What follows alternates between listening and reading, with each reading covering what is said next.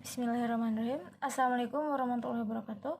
Saya Salsabila Soleha, NIM 1907010170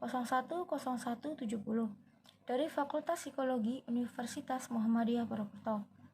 Saya di sini untuk memenuhi tugas ujian akhir semester yang akan mengangkat materi mengenai konflik pasca bencana. Konflik pasca bencana ini saya akan mengambil tentang longsor. Berikut penjelasannya. Longsor atau sering disebut gerakan tanah adalah suatu peristiwa geologi yang terjadi karena pergerakan massa batuan atau tanah dengan berbagai tipe dan jenis seperti jatuhnya bebatuan atau gumpalan besar tanah. Secara umum, kejadian longsor disebabkan oleh dua faktor, yaitu faktor pendorong dan faktor pemicu. Bagaimana bisa terjadi longsor? Proses pertama terjadinya tanah longsor adalah proses resapan air hujan ke dalam tanah sehingga mempengaruhi beban dalam tanah. Dengan begitu akan menyebabkan tanah bergerak mengikuti lereng dan kemudian keluar lereng sehingga terjadilah tanah longsor. Bisa disimak dalam video tersebut. Bisa dilihat pada video tersebut, pohon dan rumah mulai masuk ke dalam tanah. Lereng mulai kehilangan kekuatan akibat beban berlebih.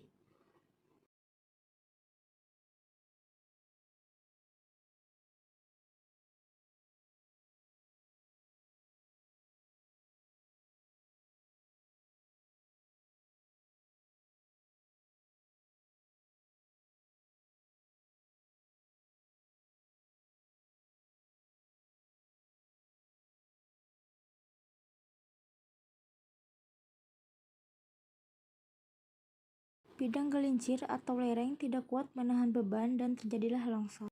Sekarang kita masuk ke dalam materi konflik pasca bencana longsor. Bagaimana konflik pasca bencana longsor? Simak video berikut. Konflik pasca bencana memiliki banyak kasus. Bencana tidak hanya berdampak pada korban dan psikologis, tetapi juga memiliki dampak pada struktur sosial. Dampak psikologi, emosional jangka pendek dan jangka panjang. Emosional jangka pendek yang masih dapat dilihat dengan jelas menyimpan rasa takut, cemas yang akut, rasa sedih dan bersalah yang kronis, serta munculnya perasaan hampa. Sedangkan pada dampak sosial, korban jadi sangat tertutup dan takut berada di lingkungan sosial. Sebenarnya masih banyak dampak lainnya, hanya saja saya mengambil dua dampak tersebut. Mengapa hal ini bisa terjadi? Bisa Anda bayangkan situasi pasca bencana longsor. Keterbatasan bahan pokok seperti minum, makan, bahkan pakaian. Di saat itu pula bantuan terlambat datang karena medan yang sulit. Banyak orang merasakan ketidakadilan dalam pemberian bantuan. Hampir semua orang memikirkan diri sendiri. Kebijakan darurat pasca bencana juga dapat dimanfaatkan oleh oknum-oknum tertentu. Situasi bencana dalam pendekatan Abraham Maslow. Dalam kebutuhan fisiologi memungkinkan orang mementingkan kebutuhan dasar seperti makan dan minum, sehingga jika dua kepentingan terganggu maka dapat memicu konflik. Kedua, kebutuhan akan keamanan.